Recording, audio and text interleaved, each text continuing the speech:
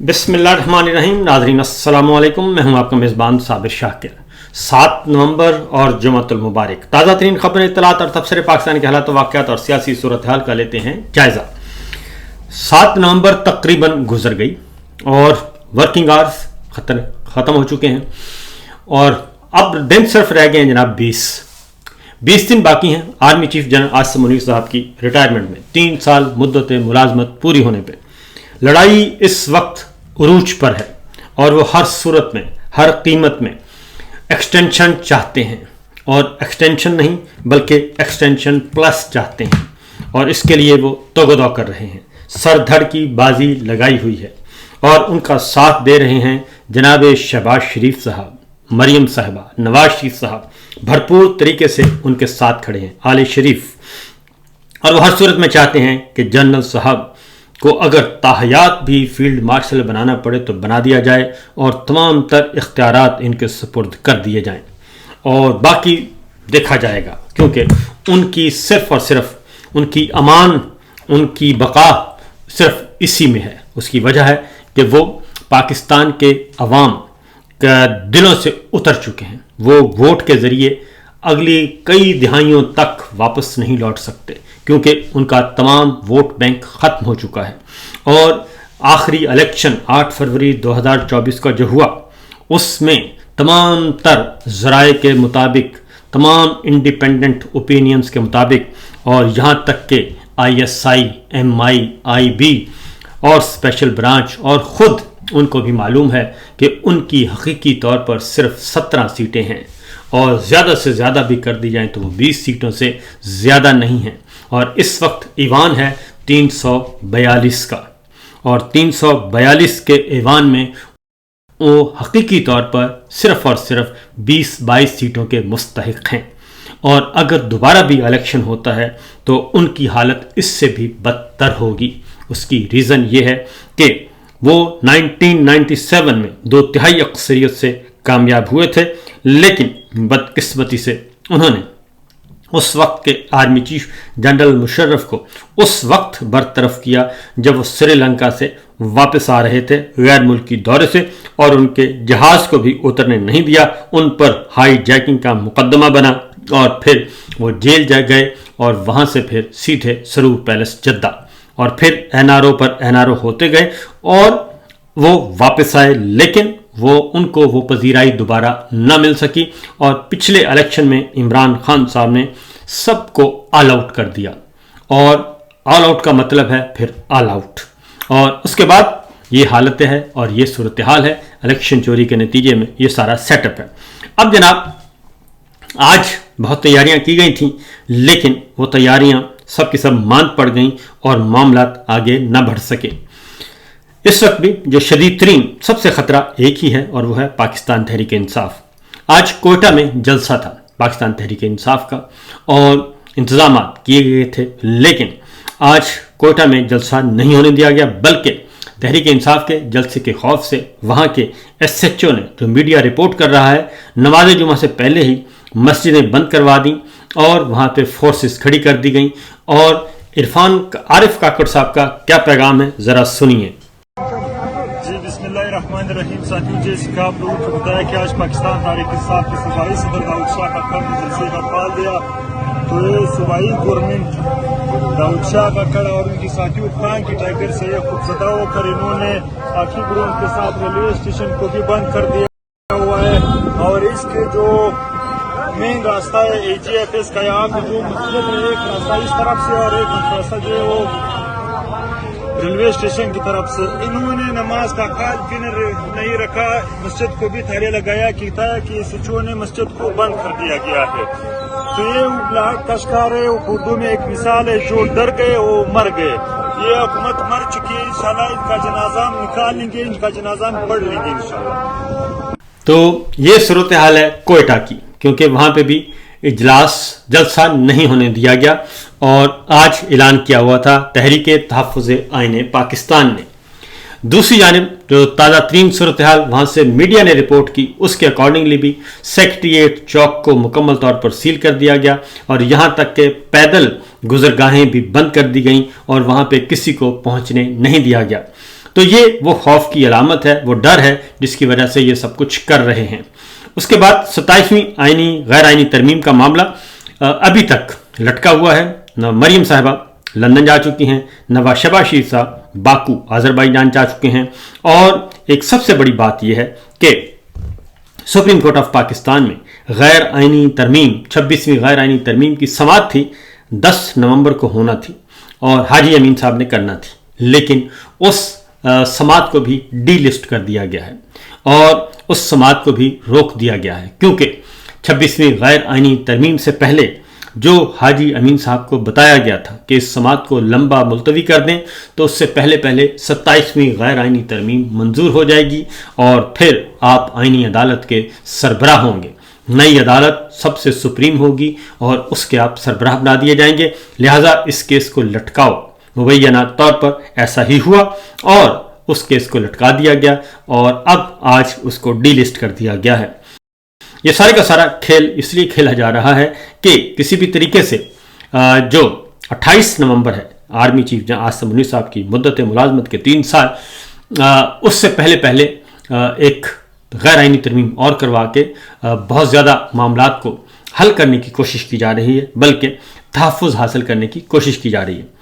اب آتے ہیں ایک اور خبر کی طرف، کیونکہ ابھی پاکستان تحریک انصاف، تحریک تحفظ یعنی پاکستان اور سب کے سب مزاحمت پر تلے ہوئے ہیں اور مزاحمت انہوں نے کرنی ہے اور وہ اپنی ایک احتجاجی تحریک کا بھی بندوبست کر رہے ہیں اور یہ چیزیں آہستہ آہستہ آگے بڑھیں گی، لیکن بہت زیادہ آہستہ نہیں بڑھیں گی، بلکہ کچھ وقت میں ہی یہ رزلٹ حاصل کرنے کی کوشش کی جائے گی۔ اب ایک اور خبر ہے اور وہ ہے صاحبزادہ حامد رضا صاحب سنی اتحاد کونسل کے سربراہ ہیں اور سب کچھ پاکستان تحریک انصاف کے چیئرمین عمران خان صاحب نے ان کے حوالے کیا ہوا تھا۔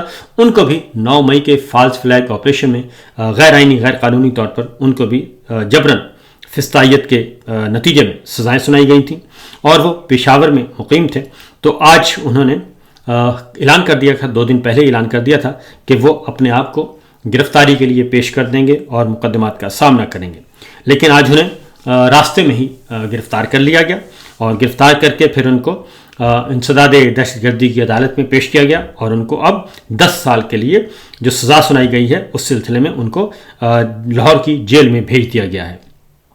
تو یہ سب کچھ ہو رہا ہے۔ صاحبزادہ حامد رضا صاحب نے واضح طور پر کہا اور ان کا یہ بالکل دلیرانہ قسم کا اقدام ہے اور میں سمجھتا ہوں کہ تمام سیاسی قیدیوں کو، تمام سیاسی رہنماؤں کو ایسا ہی کرنا چاہیے، اور یہ گرفتاریوں سے ڈراتے ہیں تو گرفتاریوں کو ہی ان کی کمزوری بنا دینا چاہیے اور ان کے خلاف اسی گرفتاریوں کو ہی ان کے خلاف ہتھیار کے طور پر استعمال کرنا چاہیے، کیونکہ ماضی میں ایک تحریک کے میں مثال دوں گا کہ 2 تحریکیں چلی ہیں اور ایک تھی وکلا تحریک، اور اس میں بھی وکلا اور سیاسی رہنما گرفتاریوں سے نہیں گھبراتے تھے اور وہ اپنے آپ کو گرفتاریوں کے لیے پیش کر دیتے تھے۔ دوسرا 77 کی تحریک تھی ذوالفقار علی بھٹو کے خلاف، اور اس میں بھی اس وقت کی جو اپوزیشن اتحاد تھا، قومی اتحاد، اس نے بھی یہی کام کیا تھا کہ ہر روز وہ گرفتاریوں کے لیے پیش ہو جاتے تھے، مسجدوں کے سامنے کھڑے ہو کے اذان دیتے تھے اور اپنے آپ کو گرفتاری کے لیے پیش کر دیتے تھے، اور جیل بھرو تحریک انہوں نے شروع کی اور وہ کامیاب ہوئے، اور مارچ میں جو شروع تحریک ہوئی تھی مارچ 1977 میں، اور وہ 1977 جولائی میں تقریباً اپریل مئی جون جولائی 4 مہینے بعد اس کا نتیجہ یہ نکلا کہ ذوالفقار علی بھٹو صاحب کی حکومت ختم ہوگی، لیکن بدقسمت سے مارشل لا لگ گیا تھا۔ اس وقت مارشل لا کا کوئی امکان نہیں، کوئی گنجائش نہیں ہے۔ اس کی وجہ یہ ہے کہ جنرل عاصم منیر صاحب کی 3 سالہ پالیسیاں بدترین طریقے سے ناکام ہو چکی ہیں اور پاکستان کے عوام اور پاکستان کی مسلح افواج کے درمیان فاصلے بڑھتے جا رہے ہیں، جس پر ادارے کے اندر بہت زیادہ تشویش پائی جاتی ہے۔ آگے بڑھتے ہیں اگلی خبر کہ مرید کے کا معاملہ تھا جی۔ مرید کے معاملے میں اب چیزیں سامنے آنا شروع ہو گئی ہیں اور مرید کے میں سانحہ مرید کے قتل عام ہوا 26 نومبر کی طرح، آزاد کشمیر کی طرح، 9 مئی کی طرح۔ یہ ایک فالس فلیگ آپریشن، ان کو ایک نیا ٹرینڈ انہوں نے حاصل کیا ہوا ہے کہ نئی اسٹریٹجی ہے کہ فالس فلیگ آپریشن کر کے انہی پہ ڈال دیے جائیں۔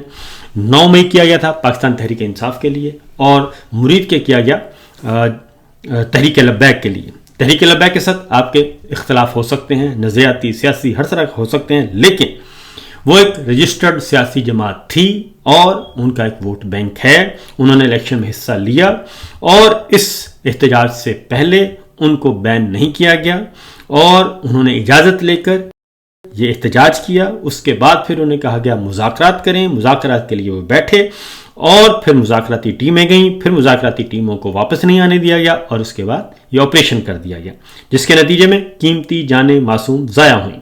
और ये गवाही मुरीद के गली बाजार भी देते हैं और वहाँ के अहले इलाका भी देते हैं। अब चूँकि कहा जाता था कि जी लाशें किधर हैं, तो इस्लामाबाद हाई कोर्ट में ये मामला पहुँच चुका है और इस्लामाबाद हाई कोर्ट उनके मुतासरीन के वकील जिनकी लाशें गायब हैं वर्सा, वो आ गए हैं हाई कोर्ट में।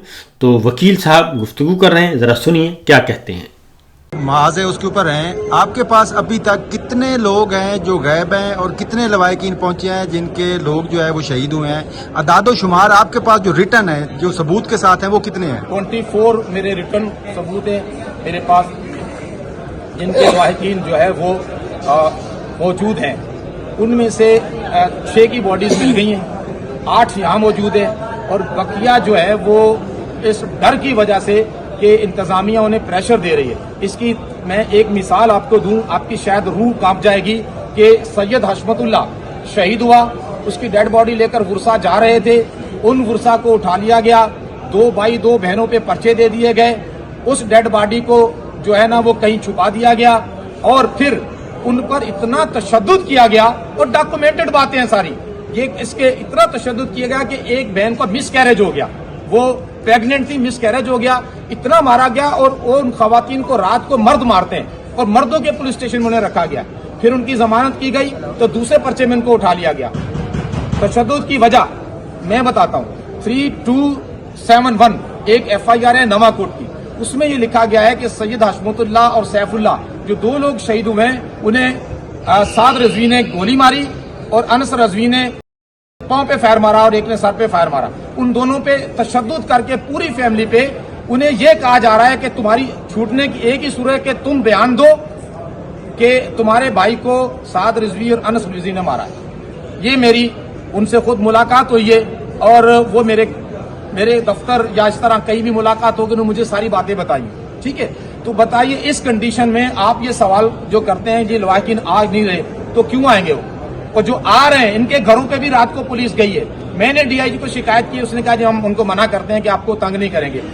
तो ये सूरत हाल है सानिया मुरीद की कि वो कहते हैं कि 24 लाशें जो हैं वो रिकॉर्ड पे आ चुकी हैं और 6 लाशें वापस की जा चुकी हैं, 8 अभी तक पीछे फिर रहे हैं और फिर तशद्दुद भी किया गया और ये कहा गया सैयद हशमतुल्लाह जो शहीद हुए हैं उसकी फैमिली को कि आप बयान दें कि उनको गोली साद रिजवी और अंस रिजवी ने मारी है और उसके बाद फिर हम आपको ये लाश देंगे। और फिर उनकी बहन का मिसकैरेज हुआ और बच्चा ज़ाया हुआ, ये सब कुछ किया गया। ये जुल्म और ये फिस्तायत, क्या इसका अल्लाह ताला हिसाब नहीं लेंगे? क्योंकि आप दुनिया में हो सकता है बच जाएं और बचे हुए हैं अभी तक, लेकिन बिलाखिर अल्लाह ताला की अदालत में आपने जाना है और अल्लाह ताला की पकड़ बहुत ज़्यादा सख्त होती है। तो बहरहाल फ़िल वक्त इतना ही। हाथ पांव फूले हुए हैं जनाब और देखते हैं कि एक तदबीर अल्लाह ताला की होती है, एक मंसूबा अल्लाह ताला का होता है और वही असल तदबीर और असल मंसूबा होता है। और दूसरी तरफ ज़मीनों पे हम अपने अपने मंसूबे प्लान बनाते रहते हैं और सोचते हैं कि जनाब हम अक्ल कुल हैं और पता नहीं अगले 100 साल का प्लान बनाते हैं, लोगों के हकूक़ गस्ब करते हैं, जायदादों पे कब्ज़ा करते हैं, उन पे जुल्म करते हैं, लेकिन अगले लम्हे का नहीं पता होता। फिल वक्त इतना ही, इजाज़त दीजिए, अल्लाह हाफ़िज़।